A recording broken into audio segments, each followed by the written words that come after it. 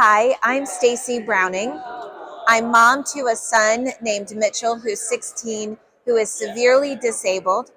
I'm here at the Ohio Senate House today testifying on the need to pay direct support professionals, DSPs, a higher wage.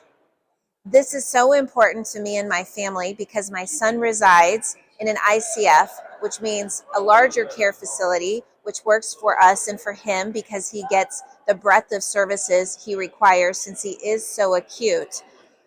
But what is important is that we are seeing higher turnover, a long time to fill positions, and we're just worried for him, for the others he resides with, but broader, the broader Ohio population that has disabilities and those that care for them. There is a drought of workers and the need to pay those that are in the profession, but those that need to be attracted to the profession, a higher wage. My name's Christine Brown. I live here in Franklin County. I've experienced where I have such a tough time finding staffing that I've had to go from one agency to two just to keep up with 16 hours a week, and so that's 8 hours each. The biggest message is that our staff deserve to get paid to at least $20 an hour. That's the same that somebody who works in a developmental center gets paid, so that there's nowhere that someone gets paid more than the other. My name is Mindy Motes, and we're here testifying for higher wages for our DSPs so we can give quality care to our consumers. We need your help to advocate for these wages so our staff can have quality of life as well as giving our consumers quality of life. Hello, I'm Scott DeLong with Champaign Residential Services.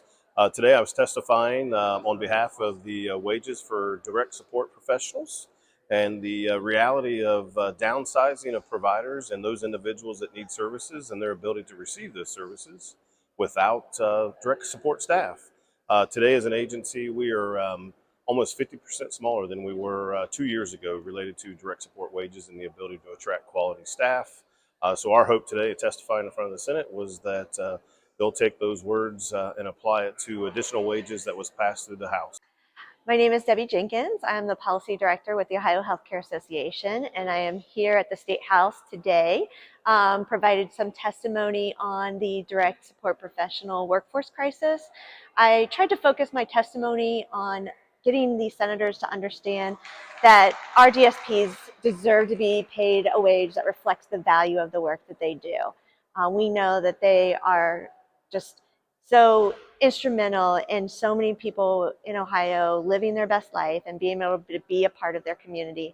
And that's what we're really trying to press with the senators, and we're hoping that they will hear our request to increase Medicaid reimbursement so that our direct support professionals can get an average wage of around $20 an hour. My name is Dan Hinkle. This is my daughter, Taylor Hinkle. Hi. And we testified before the Medicaid Committee for House Bill 33 today. It's extremely important for us because we just think that there's a crisis on the way with the wage gap with the DSPs, and Taylor has Williams syndrome. I was on the board at RTI, and it's just a very important topic for us.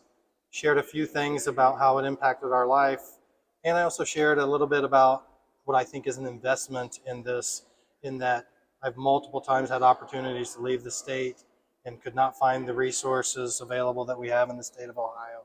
And so we have stayed in the state of Ohio because of the resources DoD provides. Taylor, do you have anything else? I love what I do for my job. What do you do for your job? I'm the receptionist At at RTI. RTI Industries. My name is Dan Connors. I work at St. Joseph Home, which is down in Cincinnati, and I'm here today to testify before the Senate Medicaid Committee about the importance of the direct support professionals and other frontline workers for people with developmental disabilities. And so I'm passionate about this issue because I've worked in this field for longer than I'd care to admit now, moving on almost 3 decades, or two decades, finishing my second decade.